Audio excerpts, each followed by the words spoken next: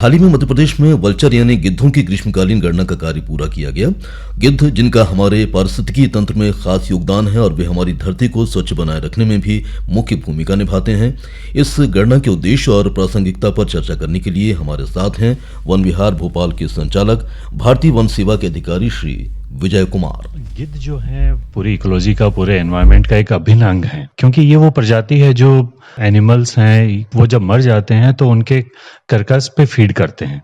उनका मैकेनिज्म यही है। तो एक तरह से वो एक सफाई कर्मी का काम करते हैं। अगर वो नहीं होंगे तो फिर इनमें फिर बैक्टीरिया फैलेगा और वही बैक्टीरिया फिर बैक्टीरिया वायरसेस वो इंसानों में आएंगे, तो हमें भी तरह तरह की बीमारियां हम पे हावी हो जाएंगी। इसलिए इनका संरक्षण बहुत ही आवश्यक है और उसी दिशा में हम ये जो गणना का कार्य है वो रेगुलर करते हैं, ताकि हमें ये अनुमान लग सके कि गिद्धों की जो संख्या है वो बढ़ रही है या घट रही है, ताकि उसके अकॉर्डिंग हम प्रबंधन एक बेहतर तरीके से उनके संरक्षण में कर सकें। ये पूरी प्रक्रिया को तकरीबन कितने दिनों में अंजाम दिया गया और किस तरह के अमले को आपने इसके लिए तैयार किया था? कौन कौन से स्थलों को आपने चयन किया था जहां पर गिद्ध विशेष रूप से पाए जाते हैं? ये कार्य पूरे मध्य प्रदेश में किया गया। 22, 23 और 24 मई को 3 दिन ये गणना पूरे मध्य प्रदेश के सभी वनों एवं राजस्व क्षेत्रों में की गई, जहां जहां पे गिद्धों के पाए जाने की संभावनाएं थी। पूरा मध्य प्रदेश का वन विभाग इस गणना में लगा हुआ था। सभी ने अपने अपने क्षेत्रों में तत्परता के साथ काम किया और सब लोग जैसे ही सूर्योदय हुआ तभी से शुरुआत करके 8 से 9 बजे तक ये गणना का कार्य किया जाता था, क्योंकि ये जरूरी है कि हम नहीं चाहते कि गिद्धों की गणना है उसमें कोई डुप्लीकेसी हो, 2 बार गणना हो सके।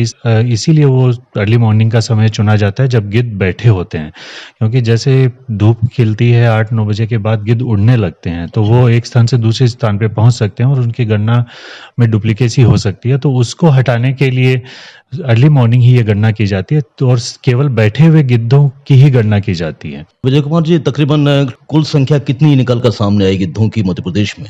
2 तरह के सर्वे हम करते हैं, शीतकालीन और ग्रीष्मकालीन। शीतकालीन में हमारे यहाँ पे 3 और प्रजातियां जो माइग्रेटरी होती हैं वो भी यहाँ पे रहती हैं, और ग्रीष्मकालीन में 4 प्रजातियां जो यहाँ की रेजिडेंट स्पीसीज हैं वही रहती हैं। ये हर्ष का विषय है कि पिछली बार की तुलना में 1200 गिद्ध अधिक पाए गए हैं। पिछली बार 9509 का आंकड़ा था और इस बार कम से कम 10,700 से ऊपर ही हमारा आंकड़ा आया है। गिद्धों की गणना जो की गई और जो संख्या निकल कर सामने आई, इसके माध्यम से ये क्लाइमेट को किस तरीके से एक बेहतर रूप देने का काम करेंगे? ये जो गणना की गई इसके माध्यम से गिद्धों की यदि हम बात करते हैं, 2016 से ये गणना शुरू हुई थी। वन विभाग लगातार ये गणना करता आ रहा है और आज 2026 में अगर हम देखते हैं तो ये संख्या लगातार बढ़ रही है।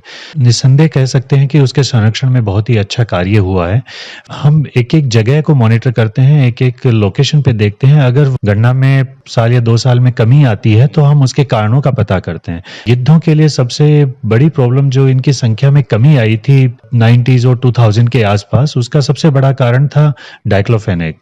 ये एक तरह की मेडिसिन है जो पेन किलर के रूप में मवेशियों को दी जाती है। वो मवेशियां अगर मर जाती हैं और उनके जो कर्कश है उस पे अगर गिद्ध फीड करते हैं, अंश जो है उस दवाइयों का उनके शरीर में चला जाता है और उनकी किडनी को बहुत बुरी तरह से प्रभावित करता है और उनकी मृत्यु हो जाती है। भारत सरकार ने एक कदम उठाया कि डाइक्लोफेनेक को प्रतिबंधित किया, लेकिन फिर भी एक डाइक्लोफेनेक अंश जो है अभी मवेशियों के लिए नहीं मिलता है, लेकिन ये दवाई इंसानों के लिए अभी भी मिलती है। कई जगह पे अभी भी ये खतरा रहता है कि वो इंसानों की जो दवाई है वो मवेशियों को दी जा अगर उनको दी जाएगी तो फिर गिद्धों पे भी संकट आ जाएगा। तो हमारी ये जो गणना है वो हमें दिखाती है कि कहीं पे अगर गिद्धों की संख्या जो है वो कहीं कम तो नहीं हो रही, तो उसके अकॉर्डिंग हम उस डायरेक्शन में कदम उठा सकते हैं। और वन विभाग का अमला जागरूकता भी ये फैलाता है कि इस दवाई का उपयोग ना किया जाए। दूसरी ऐसी दवाइयां हैं जो पेन किलर के रूप में भी और गिद्धों के लिए हानिकारक भी नहीं है, जो अल्टरनेटिव्स हैं उनका उपयोग करें। तो ये जो गणना की गई, इसे लेकर पूरे देश में क्या माहौल बना है? किस तरीके से आप मध्य प्रदेश को पूरे देश में कहाँ पाते हैं? गर्व की बात है कि मध्य प्रदेश में गिद्धों की संख्या सबसे अधिक है भारत देश में। टाइगर स्टेट का दर्जा है, साथ में गिद्ध स्टेट का दर्जा भी प्राप्त है। सर्वे में ये जो संख्या बढ़ती जा रही है वो भी ये प्रतीक है कि मध्य प्रदेश में गिद्धों के संरक्षण में बहुत अच्छा काम हुआ है और आगे भी इस दिशा में काम चलता रहेगा। और ये गणना भी उसी दिशा में उसी का अंग है, ताकि हम प्रबंधन को बहुत अच्छे से कर सकें और मध्य प्रदेश को जो गिद्ध स्टेट का दर्जा प्राप्त है वो हमेशा रहे। आने वाले समय में आप किस प्रकार की और भी स्पीशीज जो हैं, जो प्रजातियां हैं, उनके संरक्षण के लिए आगे आने वाले समय में आप काम करना चाहते हैं? मध्य प्रदेश वन विभाग पूरी इकोलॉजी के लिए काम करना चाहता है। गिद्ध ही नहीं, चाहे हम टाइगर की बात करें, लेपर्ड की बात करें, चीता की बात करें, सब में अभी मध्य प्रदेश नंबर 1 है। बटरफ्लाइज नेशनल पार्क्स में, हमारी सेंचुरीज में होते रहते हैं और उनके भी मैनेजमेंट में जो भी प्रभावी कदम होते हैं वो उठाए जाते हैं। तो वन विहार के संचालक होने के नाते आप हमारी इस बातचीत के जरिए क्या संदेश पहुंचाना चाहते हैं हमारे श्रोताओं तक? सभी श्रोताओं से ये अपील करना चाहूंगा कि गिद्ध जो कि हमारे सफाई कर्मी के रूप में है, वो एक अभिन्न अंग है और जब तक वो रहेंगे तब तक हम सुरक्षित रहेंगे। तो उनके संरक्षण में आप भी अपना पूरा योगदान दें। कहीं पे भी कम आपको लगता है कि वो कम हो रहे हैं तो तत्काल वन विभाग को सूचित करें। वो सुरक्षित रहेंगे तो हम भी सुरक्षित रहेंगे। Thank you so much. Thank you so much. ये थे वन विहार भोपाल के संचालक श्री विजय कुमार, जिन्होंने जानकारी दी मध्य प्रदेश में हुई गिद्ध गणना के बारे में। सार यही निकलकर सामने आता है कि इस धरती पर मौजूद हर वन्य प्राणी अपने आप में महत्वपूर्ण है, इसलिए उनका संरक्षण भी आवश्यक है। इसलिए इस बात पर गौर कीजिए और निभाइए प्रकृति के प्रति अपना दायित्व और प्रकृति के नजारों का, हसीन वादियों का आनंद भी लेते जाइए।